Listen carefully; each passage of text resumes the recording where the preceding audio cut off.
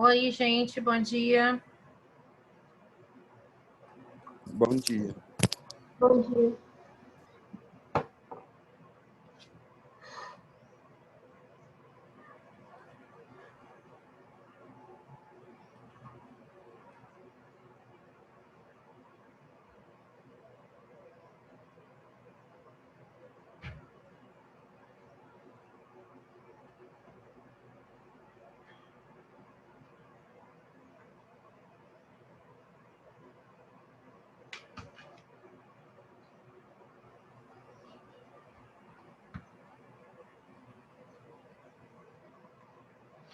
Alguém está servido de um chá de hortelã?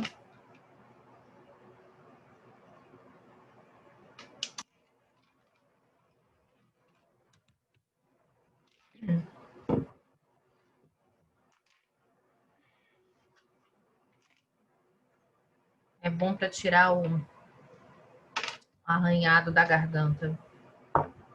Depois daquele jogo do Vasco ontem, minha garganta foi para o espaço.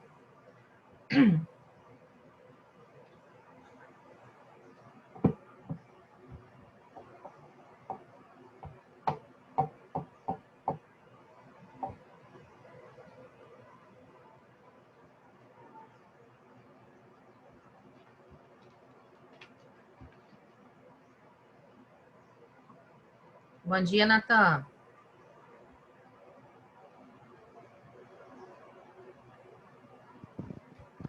Bom dia.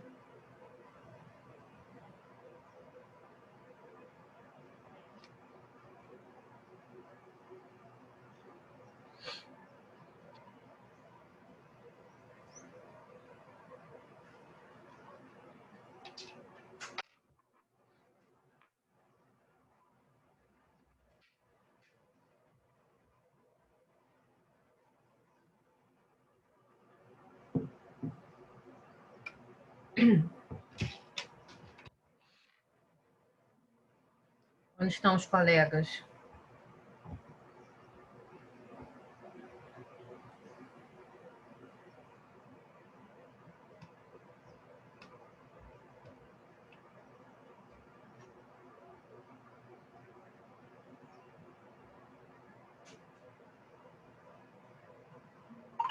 Bom dia, Rafael. Bom dia.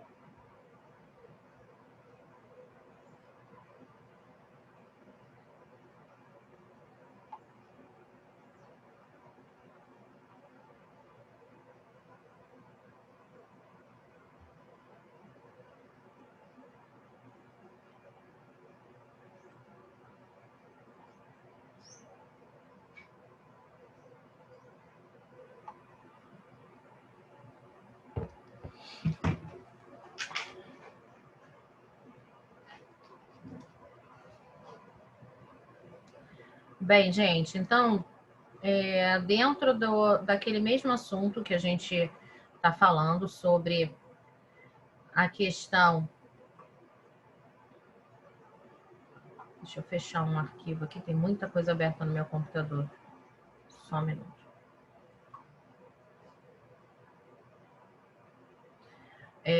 A questão da equidade intergeracional, hoje eu vou comentar com vocês sobre a questão do Estatuto do Idoso E aí eu trouxe 2 vídeos para a gente assistir, falando um pouco sobre essa questão do Estatuto do Idoso. E, inclusive, eu não sei como está isso agora, eu teria que dar uma pesquisada, mas parece que, como o Estatuto da Criança, que tem, né, o ECA, Estatuto da Criança e do Adolescente, que tem toda uma formalidade, o Estatuto do Idoso, ele existe, mas tem algumas questões que ainda não são oficialmente legais, tá? Algumas questões, elas que estão no Estatuto do Idoso, elas são questões já constitucionais, mas não especialmente tratada, no caso dessa questão não vai sair, intergeracional, com relação ao estatuto mesmo do idoso. Existem, isso a gente vai até ver no vídeo, formas de você proteger o idoso, porém, é um tipo de violência ainda muito comum, não só no nosso país, mas também no mundo. Essa questão da violência contra o idoso. Rafael, pode ler para mim, por favor?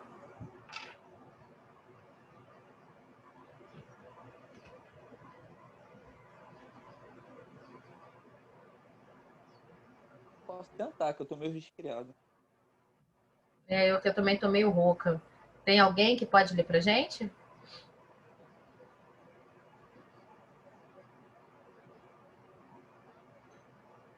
Então vamos lá, Rafael, vamos dividir nós dois. Começa aí que eu pego a partir de essa preocupação.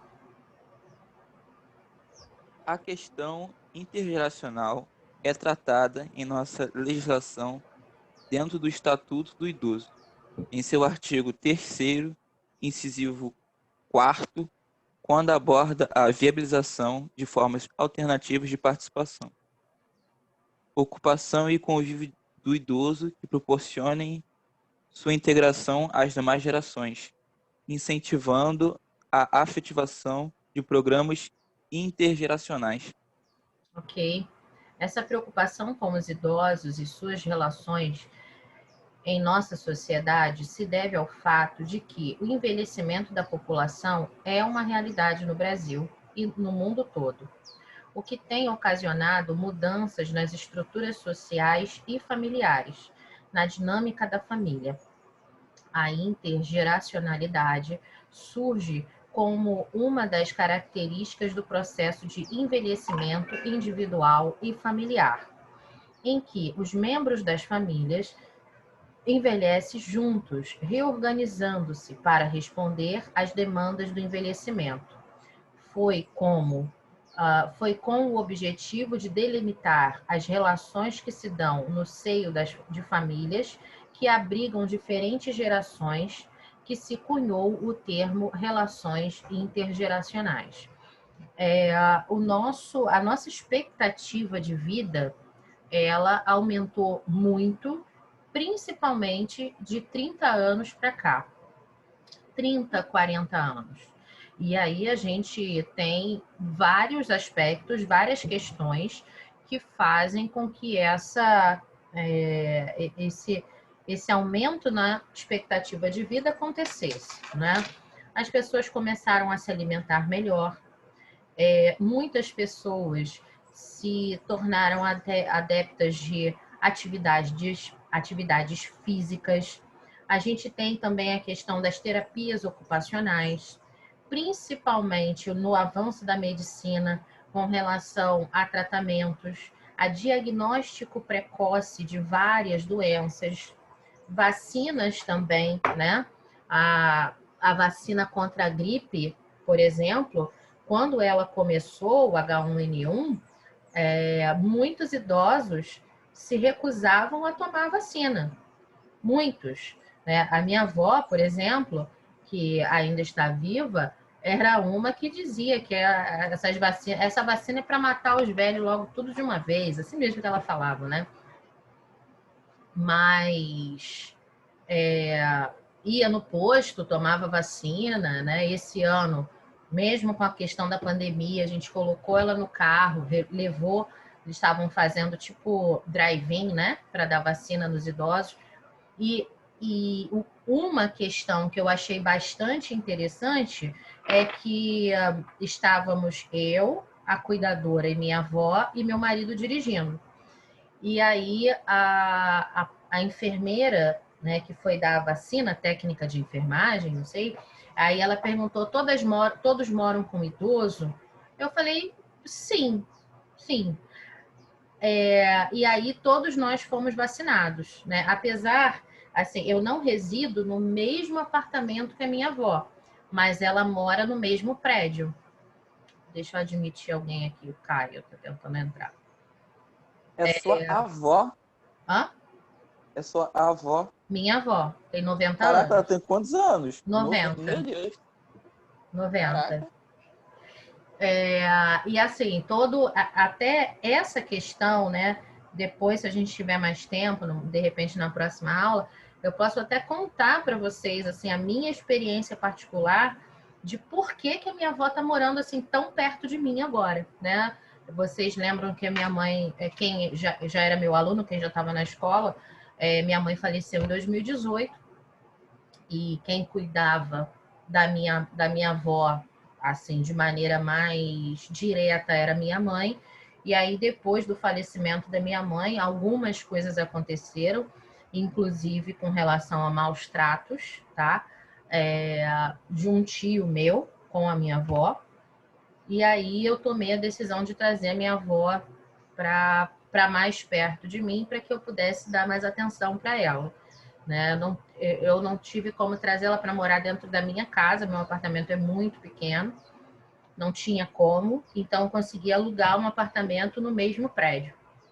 Então, não resido junto com ela, mas tenho contato com ela praticamente todos os dias. E hoje ela está sob os cuidados de uma cuidadora, né? Então, a importância de vacinar todo mundo que tem contato com ela. Então, meu marido tem contato comigo, eu tenho contato com ela. Ele também tem contato com ela, né? A cuidadora tem contato com ela, então a cuidadora também recebeu vacina. Isso é uma questão muito interessante. Isso é uma questão de saúde pública, né? Não adianta você vacinar o idoso e não fechar, né, a imunização de quem está em volta desse idoso. Agora mesmo na questão da pandemia, quais são os dois, se falou muito nisso, a relação de netos e avós, né? Muitos avós cuidam das crianças, cuidam dos netos. E aí você tem que proteger a criança para proteger o idoso, você tem que proteger o idoso para poder proteger a criança. Essa semana falou-se muito na questão da vacinação, que por conta da pandemia, o número... Opa, caiu alguma coisa lá na rua. Por conta da pandemia, o número, né, de vacina, a meta de vacinação, ela não atingiu, em alguns locais do município, 30% do esperado. E isso é muito ruim.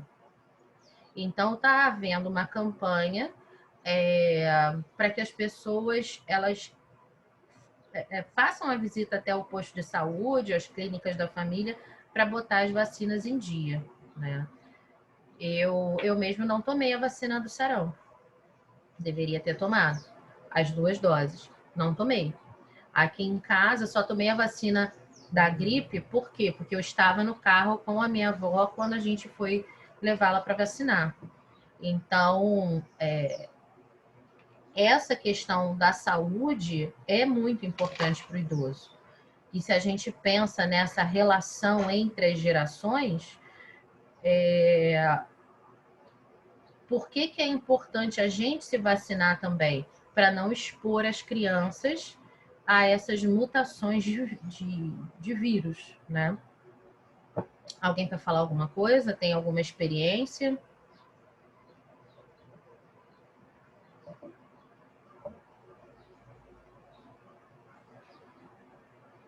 Uma outra coisa que é muito interessante também é essa questão do processo de envelhecimento individual e familiar.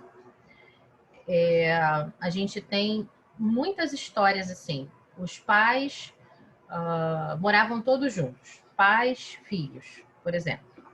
E aí os filhos casaram e saíram de casa, e os pais ficaram sozinhos. Aí os pais fizeram 70, 75. E você já tem aí os filhos que estão entrando na casinha dos 50, 50 e poucos anos. Quando você pisca, você tem pais com 80 anos e você já está chegando perto dos 60. E aí nós temos juntas 2 gerações de idosos, que por conta da diferença de idade, em alguns aspectos já tem as mesmas necessidades, né, com relação à saúde, e em outros aspectos, os pais, normalmente, né, idosos, têm filhos idosos que precisam dar uma atenção a alguém que já são bem mais idosos que eles. Deu para entender? Ou ficou muito enrolado? Não, deu para entender. O avô tá idoso e a O pessoa que filho vai cuidar dele também já tá idoso. Isso. Sim, eu já vi isso várias vezes na rua. Tipo, a filha por exemplo, mãe e filha. A filha é uma senhora já, senhora quase idosa, e eu segurando a senhora muito mais velha que ela, a mãe. Isso. É exatamente isso aí. Ajudando ela a andar. Normalmente estou ajudando o mais velho a andar, né? Ou segurando, para ele não cair.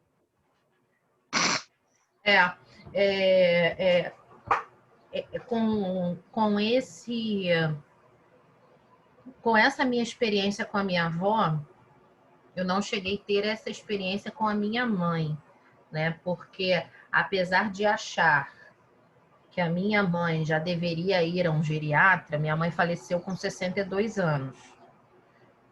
Quando ela fez 60, eu já comecei a perturbar a cabeça dela para ela ir ao geriatra, até por conta da questão dela com o câncer, que ela já tratava há quase 20 anos, né? E, enfim, eu não tive essa experiência com a minha mãe, mas com a minha avó,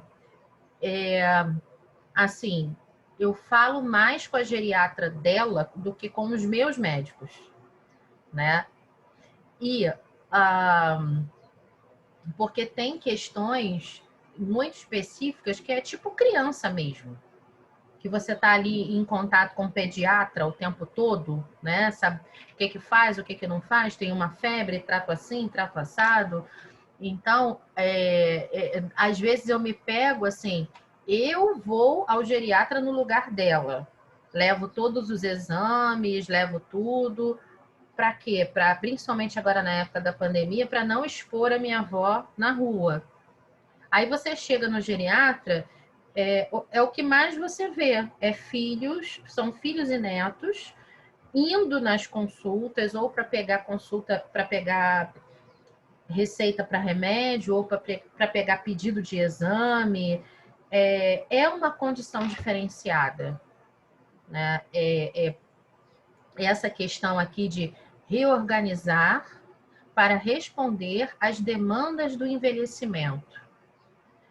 Isso é bem interessante, principalmente assim, quem é médico, quem pensa em trabalhar na área de saúde, né?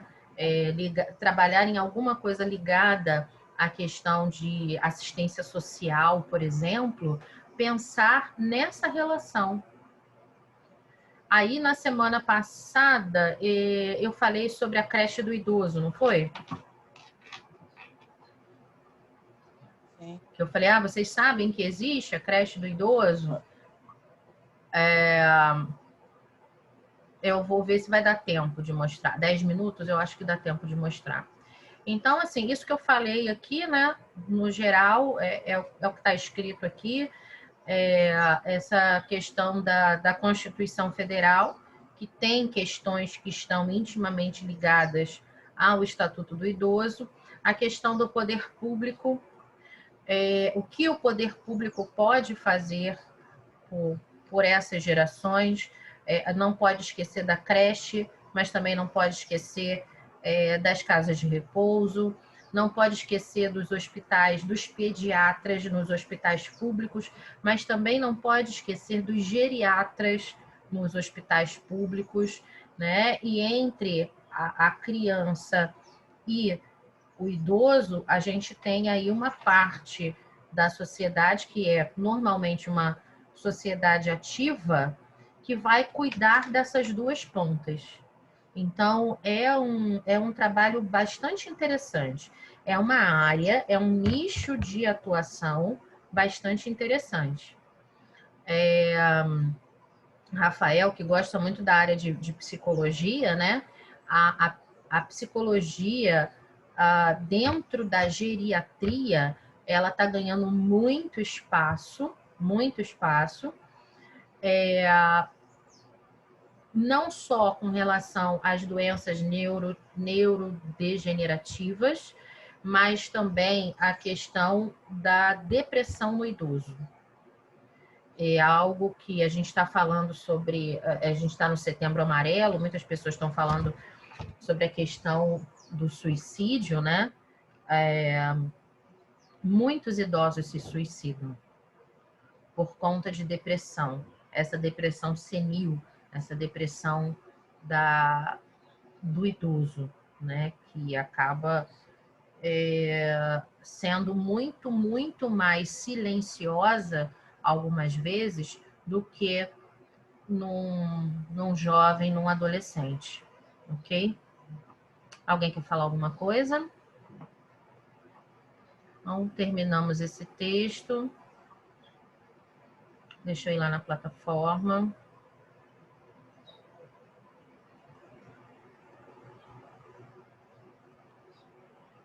Ninguém quer falar nada? Colocar alguma Verdade é que eu experiência? quero, mas se falar não vai dar pra ver o vídeo. Aí esse tem 4 minutos. Mas se você quiser, pode falar. Na próxima aula a gente vê os vídeos. E eu prefiro muito mais o debate, você sabe disso, né? Por mim, pode falar. É que o idoso, né, ele tá se aproximando muito perto da morte, muitas vezes, né? E ele sente isso. E aí ele começa a ver tudo que ele fez, o passado dele, né? E talvez, na maioria dos casos, ele vê que não era bem isso que ele queria ter feito da vida. E é difícil lidar com o passado, não é qualquer um que consegue. Eu tava vendo um bagulho, né? Que um cara falou o seguinte: você ser uma pessoa boa com um passado ruim é muito difícil, porque o passado vive te cobrando.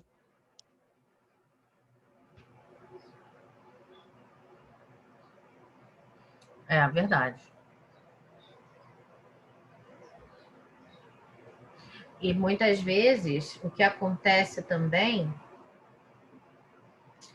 é que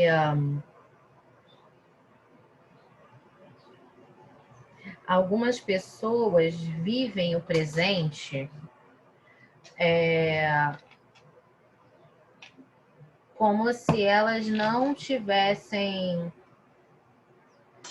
não é noção, mas como se elas não tivessem assim, como é que eu vou dizer?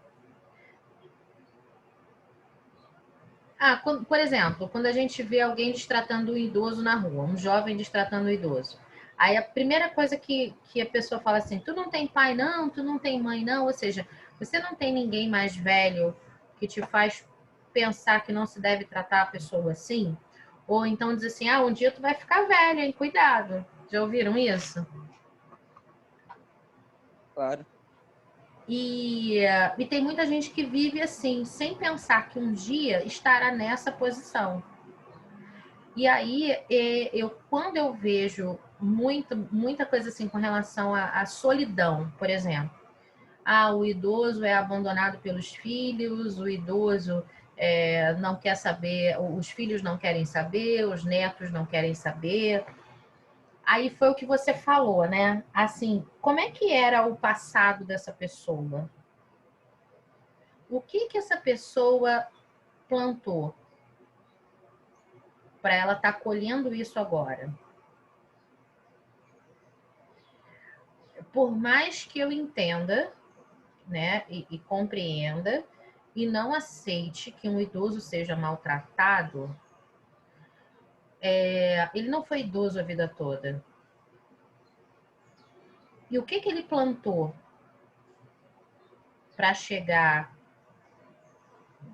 aos seus 70, 80 anos, não tendo ninguém perto dele? E aí, por que eu digo isso?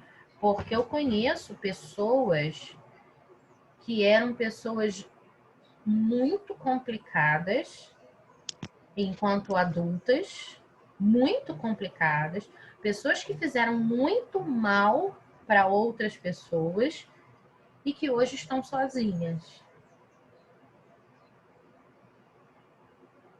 Não sei se é mais ou menos isso que você quis dizer, Rafael. Também. Engloba.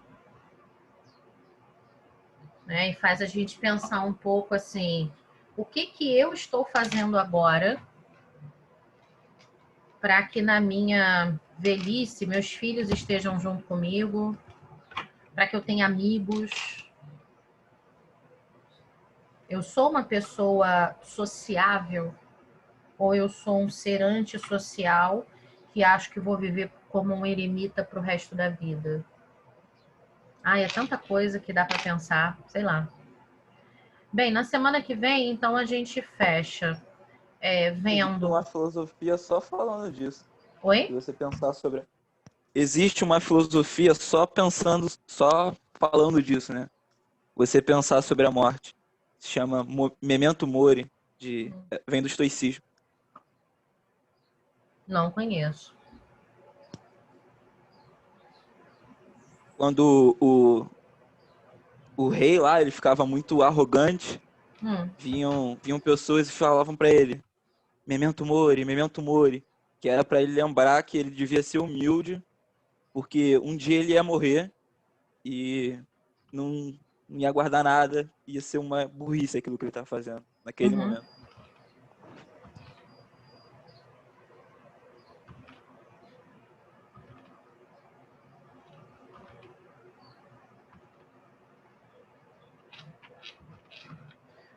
É verdade.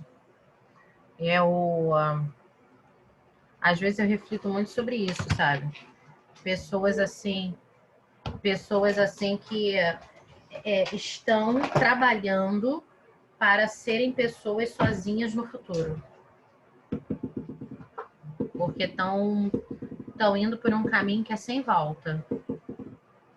A gente tenta avisar, né? Mas o livre-arbítrio está aí para isso mesmo, né? Para cada um tomar as suas decisões. Eu nem julgo as pessoas que fazem cagada porque elas não sabem o que estão fazendo. Elas estão totalmente inconscientes, elas não manjam do que elas estão fazendo. Será, Porque você vê Rafael? a mesma pessoa que... Eu acho que sim, porque muitas vezes eles se arrependem depois. Ou então, o cara tá tão inconsciente, mas tão inconsciente, que ele nem tem a decisão de pensar. Por exemplo, se eu der um soco em alguém, a pessoa tem, sei lá, 2 segundos para tomar uma decisão. Muito provavelmente ela vai me dar um soco de volta na hora. Ela não vai pensar. E isso é algo, acho que totalmente inconsciente, algo que você tem que aprender a controlar com o passar do tempo. Você não nasce sabendo fazer isso. Pelo menos eu não nasci sabendo fazer.